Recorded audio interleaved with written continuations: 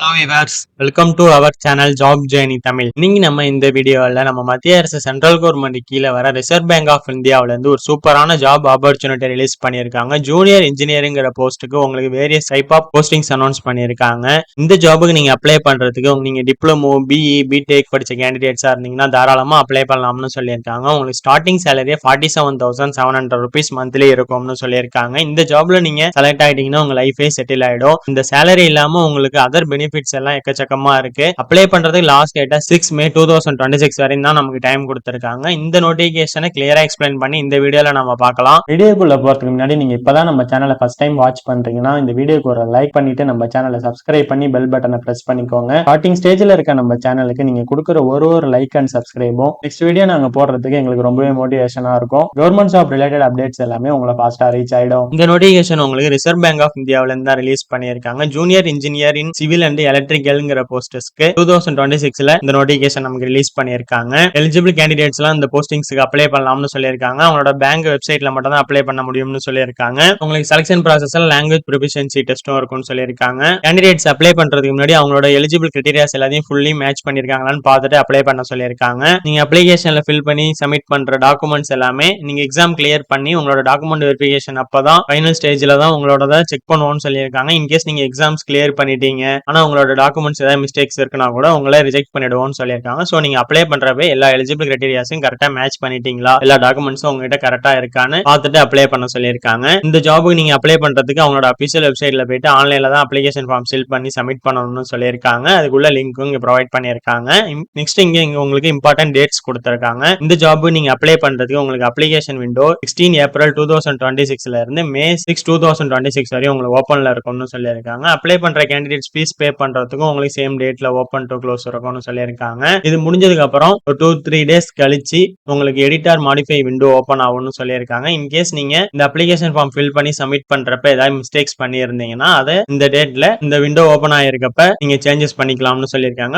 ஆனா நீங்க அதுக்கு சார்ஜஸ் பே பண்ற மாதிரி இருக்கும். சோ நீங்க அப்ளிகேஷன் ஃபார்ம் ஃபில் பண்ணி சப்மிட் பண்றப்பயே கரெக்டா சப்மிட் பண்ணிடுங்க. அப்ளை பண்ண கேண்டிடேட்ஸ்க்கு எல்லா எலிஜிபிள் கிரைட்டீரியாஸும் கரெக்டா மேட்ச் பண்ணிருந்தாங்கன்னா அவங்களுக்கு ஆன்லைன் எக்ஸாம் 6 June 2026 அன்னைக்கு இருக்கும்னு சொல்லியிருக்காங்க. டேட்டஸ் ஏதாவது சேஞ்ச் பண்ணாங்கன்னா அவங்களோட அபிஷியல் வெப்சைட்ல அப்லோட் பண்ணிடுவோம்னு சொல்லியிருக்காங்க. நெக்ஸ்ட் உங்களுக்கு இங்க help facility website and IDs கொடுத்திருக்காங்க. இன்கேஸ் நீங்க அப்ளிகேஷன் ஃபார்ம் ஃபில் பண்றப்ப ஃபீஸ் பே பண்றப்ப ஆர் கால் லெட்டர் ரிசீவ் பண்றப்ப ஏதாவது ப்ராப்ளம்ஸ் இருந்ததுன்னா இங்க அவங்க கொடுத்திருக்க லிங்கை கிளிக் பண்ணி அதுல requirement for the post of junior engineer in civil and electrical panel year 2026 mention பண்ணிட்டு மெயில் பண்ண சொல்லியிருக்காங்க. நெக்ஸ்ட் உங்களுக்கு நீங்க எக்ஸாமுக்கு வரப்ப எலக்ட்ரிக்கல் ஐட்டம்ஸ் எதுவுமே எக்ஸாம் சென்டர்ஸ்குள்ள எடுத்துட்டு வரக்கூடாதுன்னு சொல்லியிருக்காங்க. மொபைல் போன், வாட்ச் இது எதுவுமே எலக்ட்ரானிக்ஸ் ஐட்டம் எதுவுமே நீங்க எடுத்துட்டு வரக்கூடாதுன்னு சொல்லியிருக்காங்க. நெக்ஸ்ட் உங்களுக்கு இங்க வேகன்சி டீடைல்ஸ் பத்தி கொடுத்திருக்காங்க. உங்களுக்கு ஜோன் வைஸ் ரெக்வயர்மெண்ட் கொடுத்திருக்காங்க. ஃபர்ஸ்ட் உங்களுக்கு ஜூனியர் இன்ஜினியர் சிவில் போஸ்ட்டுக்கு டோட்டலா 7 வேகன்சிஸ் அனௌன்ஸ் பண்ணிருக்காங்க. இந்த ஈஸ்ட் ஜோன்ல 1 வேகன்சி, வெஸ்ட்ல 4 வேகன்சி, நார்த்ல 1 வேகன்சி, சென்ட்ரல்ல 1 வேகன்சின்னு டோட்டலா 7 வேகன்சிஸ் கொடுத்திருக்காங்க. இது கம்யூனிட்டி வைஸ் ஸ்பிளிட் பண்ணி கொடுத்திருக்காங்க. நெக்ஸ்ட் உங்களுக்கு ஜூனியர் இன்ஜினியரிங் எலக்ட்ரிக்கல் போஸ்ட்டுக்கு டோட்டலா 4 வேகன்சிஸ் கொடுத்திருக்காங்க. இது ஈஸ்ட்ல 3, சவுத்ல 1 இப்படி ஸ்பிளிட் பண்ணி கொடுத்திருக்காங்க. இது ரிசர்வேஷன்ஸ் வைஸ் ஸ்பிளிட் பண்ணியிருக்காங்க.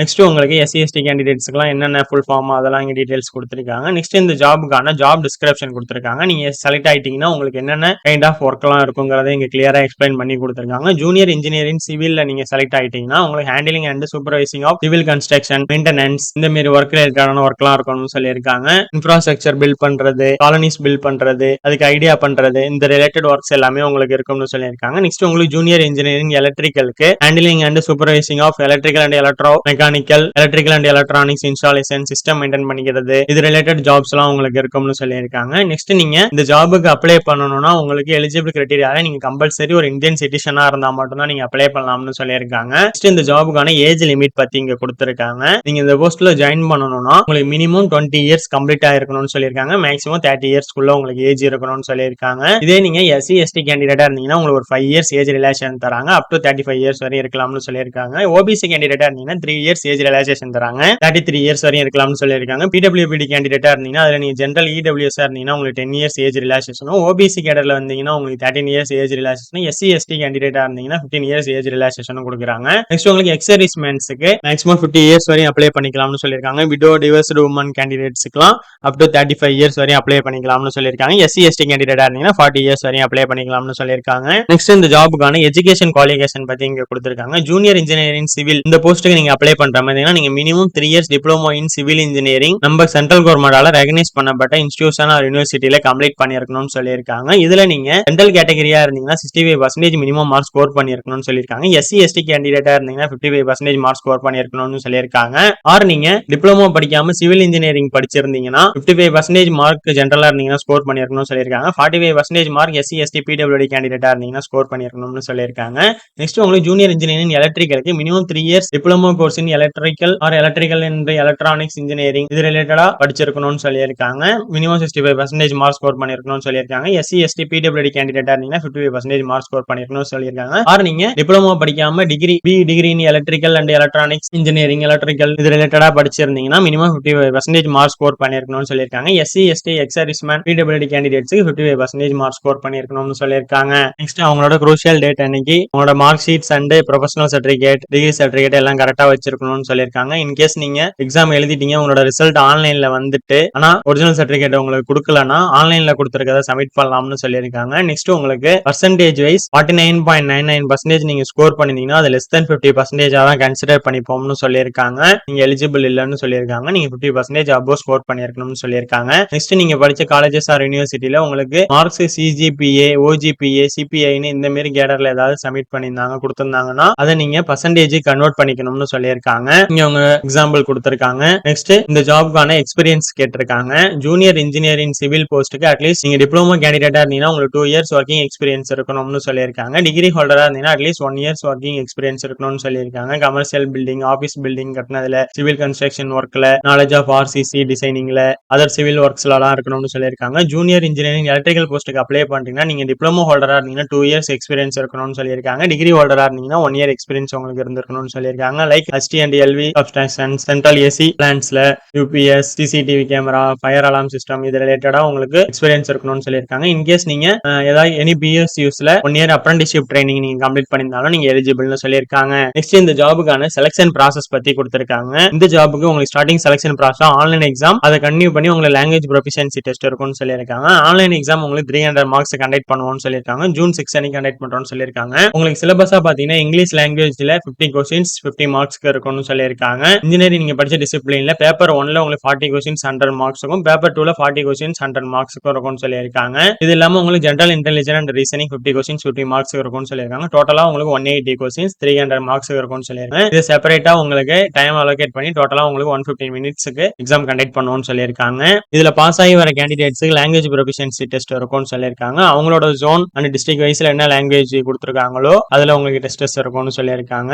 நெக்ஸ்ட் மேல சொல்லியிருந்த ஆன்லைன் டெஸ்ட் உங்களுக்கு இங்கிலீஷ் அண்ட் ஹிந்தில உங்களுக்கு எக்ஸாம் இருக்கும்னு சொல்லியிருக்காங்க. எந்த லாங்குவேஜ் வேணுமோ இதுல நீங்க சூஸ் பண்ணிக்கலாம்னு சொல்லியிருக்காங்க. எல்லா கேண்டிடேட்ஸ் ஈச் பார்ட்டுக்கு தனித்தனியா தான் மார்க் ஸ்கோர் பண்ணணும்னு சொல்லியிருக்காங்க. மினிமம் கட் ஆஃப் எல்லா இதுலயும் நீங்க தனித்தனியா எடுத்துருக்கணும்னு சொல்லியிருக்காங்க. இதுல உங்களுக்கு நெகட்டிவ் மார்க் உண்டுன்னு சொல்லியிருக்காங்க. 1:4 ரேஷியோல உங்களுக்கு நெகட்டிவ் மார்க்ஸ் இருக்கும்னு சொல்லியிருக்காங்க. நீங்க 4 கொஸ்டின்ஸ் ராங்கா செலக்ட் பண்றீங்கன்னா அதுக்கு 1 மார்க் மைனஸ் ஆகும்னு சொல்லியிருக்காங்க.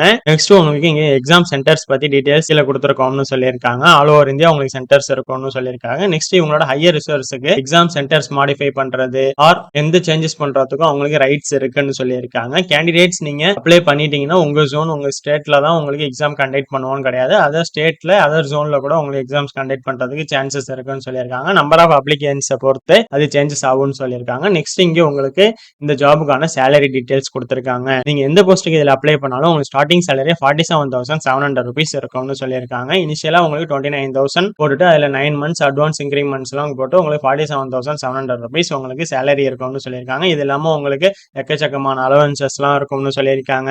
உங்களுக்கு அகாமடேஷன் எதுவும் ப்ரொவைட் பண்ணலன்னா உங்களுக்கு ஹவுஸ் ரெண்ட் அலவன்ஸே 50% இருக்கும்னு சொல்லியிருக்காங்க உங்க சேலரியில இருந்து. இது இல்லாம உங்களுக்கு எக்கச்சக்கமான பெனிஃபிட்ஸ் இருக்கு. நியூ பென்ஷன் ஸ்கீம் உண்டு, டிஏ உண்டு, இது எல்லாமே உங்களுக்கு உண்டுன்னு சொல்லியிருக்காங்க. நெக்ஸ்ட் உங்களுக்கு ஜோன் வைஸ் எங்கெங்கெல்லாம் சென்டர்ஸ் இருக்கும்னு சொல்லியிருக்காங்க. நம்ம சவுத்தர்ன் ஜோன்ல பெங்களூர், சென்னை, கொச்சி, திருவனந்தபுரம் இங்கெல்லாம் உங்களுக்கு சென்டர்ஸ் அண்ட் வேகன்சிஸ் இருக்கும்னு சொல்லியிருக்காங்க. நெக்ஸ்ட் உங்களுக்கு அதர் ரிசர்வேஷன்ஸ் பத்தி இங்க கிளியரா எக்ஸ்பிளைன் பண்ணியிருக்காங்க. எஸ்சி எஸ்டி கேண்டிடேட்ஸ்க்கு, இடபிள்யூஎஸ் கேண்டிடேட்ஸ்க்கு, பிடபிள்யூடி கேண்டிடேட்ஸ்க்குள்ள ரிசர்வேஷன்ஸ் யூசுவலிட்டி எப்படி இருக்கணும், ஜென்ரலா எக்ஸ் சர்வீஸ்மேன்ஸ்க்குள்ள ரிசர்வேஷன்ஸ்க்குள்ள கைடன்ஸ் எல்லாமே இங்க மேல எக்ஸ்பிளைன் பண்ணி கிளியரா கொடுத்திருக்காங்க. நெக்ஸ்ட் இந்த ஜாப் நீங்க எப்படி அப்ளை பண்ணணுங்கிறத இங்க கிளியரா எக்ஸ்பிளைன் பண்ணியிருக்காங்க. இங்க உங்களோட அபிஷியல் வெப்சைட்ல போயிட்டு ஆன்லைன் அப்ளிகேஷன் கிளிக் பண்ணி அதுக்கு முன்னாடி நீங்க அப்ளை பண்றதுக்கு முன்னாடி நீங்க எல்லா டாக்குமெண்ட்ஸ் அண்ட் சர்டிபிகேட்ஸ் எல்லாம் கரெக்டா ஸ்கேன் பண்ணி வச்சுக்கணும்னு சொல்லியிருக்காங்க. ஒரு வேலிடான email ID and phone number வச்சுக்கணும்னு சொல்லியிருக்காங்க. இன்டர்வியூ ப்ராசஸ் முடிகிற வரையும் அதை கரெக்டா உங்களை மெயின்டைன் பண்ணிக்க சொல்லி சொல்லியிருக்காங்க. ஃபர்தரா உங்களுக்கு கால் பண்றதுக்குலாம் அதுல தான் கால் பண்ணுவோம்னு சொல்லியிருக்காங்க. நெக்ஸ்ட் நீங்க அப்ளை பண்றதுக்கு உங்களுக்கு அப்ளிகேஷன் சார்ஜஸ் பத்தி இங்க டீடைல்ஸ் குடுத்துருக்காங்க. நீங்க SC, ST, ex serviceman, PWD, ex சர்வீஸ்மேன்ஸா இருந்தீங்கன்னா உங்களுக்கு ₹50 பிளஸ் 18% ஜிஎஸ்டியோட அப்ளிகேஷன் சார்ஜஸ் இருக்கும்னு சொல்லியிருக்காங்க. இதே நீங்க ஓபிசி, ஜெனரல், இடபிள்யூஎஸ் கேண்டிடேட்டா இருந்தீங்கன்னா 450 பிளஸ் 18% ஜிஎஸ்டி உங்களுக்கு அப்ளிகேஷன் இன்டிமேஷன் சார்ஜஸா இருக்கும்னு சொல்லியிருக்காங்க. இதே அவங்களோட ஓன் ஸ்டாஃப்ஸ் அப்ளை பண்றாங்கன்னா அவங்களுக்கு அப்ளிகேஷன் சார்ஜஸ் எதுவும் கிடையாதுன்னு சொல்லியிருக்காங்க. நெக்ஸ்ட் அப்ளிகேஷன் ப்ராசஸ் பத்தி இங்க கிளியரா கொடுத்துருக்காங்க. அவங்களோட அபிஷியல் வெப்சைட்ல போயிட்டு click here for new registration click பண்ணி ஒன்னா சேவ் நெக்ஸ்ட் கொடுத்து உங்களோட ஃபைனலா நீங்க கம்ப்ளீட் ரிஜிஸ்ட்ரேஷன் பட்டன் கிளிக் பண்ணணும்னு சொல்லியிருக்காங்க. இதோட டீடைல்ஸ் கம்ப்ளீட்டா இங்க எக்ஸ்பிளைன் பண்ணி கொடுத்துருக்காங்க. நீங்க எப்படி சப்மிட் பண்ணணும், எப்படி பேமெண்ட் பண்ணணும், எந்த மோட்ல நீங்க போட்டோ எடுத்து அப்லோட் பண்ணணும், எப்படி எடுக்கணும், எப்படி எடுக்க கூடாது, அதர் டீடைல்ஸ் எல்லாத்தையுமே இங்க கிளியரா கொடுத்துருக்காங்க. நெக்ஸ்ட் இங்க உங்களுக்கு உங்களோட கோர் சப்ஜெக்ட்ல உள்ள பேப்பர் 1 அண்ட் பேப்பர் 2க்கான சிலபஸஸ் எல்லாமே இங்க கிளியரா எக்ஸ்பிளைன் பண்ணி கொடுத்துருக்காங்க. இந்த நோட்டிபிகேஷன் லிங்க், இவங்களோட அப்ளிகேஷன் லிங்க், இவங்களோட அபிஷியல் வெப்சைட் லிங்க் எல்லாமே இந்த வீடியோட டிஸ்கிரிப்ஷன்ல நான் கொடுத்துருக்கேன்.